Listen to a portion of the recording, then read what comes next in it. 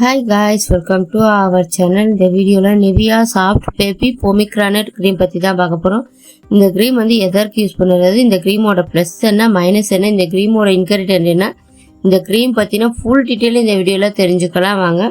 இப்போதான் என்னோட video first time பார்க்குறீங்கன்னா மறக்காம சப்ஸ்கிரைப் பண்ணி சப்போர்ட் பண்ணுங்க. வாங்க வீடியோக்குள்ள போகலாம். இந்த க்ரீம் வந்து பாத்தீங்கன்னா Nivea soft light moisturiser cream. இதோட ஃப்ரேக்ரன்ஸ் வந்து பாத்தீங்கன்னா பொமிக்ரானட்டோட ஃப்ரேக்ரன்ஸ் தான் வரும். இந்த க்ரீம் வந்து பாத்தீங்கன்னா ஃபேஸ், பாடி, ஹேண்டுக்கு வந்து நம்ம யூஸ் பண்ணிக்கலாம். இது என்ன ரீசனுக்காக யூஸ் பண்றது அப்படின்னு பாத்தீங்கன்னா ட்ரை ஸ்கின்னா சரி பண்ணும், ஸ்கின்னுக்கு நல்ல ஒரு மாய்ஸ்சரைசர் கொடுக்கும், ஸ்கின்னை சாஃப்ட் அண்ட் ஸ்மூத்தா வந்து வச்சிருக்கும், ஸ்கின்னுக்கு நல்ல ஒரு ஃப்ரெஷ்ஷான ஃபீல் கொடுக்கும்.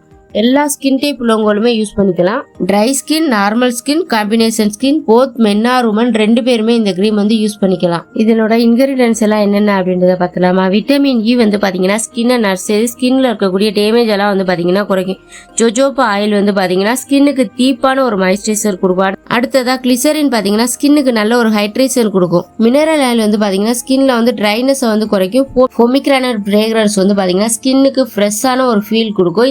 இந்த இன்கிரிடியன்ஸ் எல்லாமே வந்து பாத்தீங்கன்னா ஸ்கின்னை சாஃப்ட் அண்ட் ஹெல்த்தியா வந்து வச்சிருக்கும். இந்த க்ரீம் வந்து எப்படி யூஸ் பண்றது அப்படின்னு பார்த்தோம்னா நார்மலா நம்ம எல்லா க்ரீமும் யூஸ் பண்றது போலதான் இது வந்து ஃபேஸ் அண்ட் பாடி, ஹேண்ட் வந்து நம்ம யூஸ் பண்ணிக்கலாம்.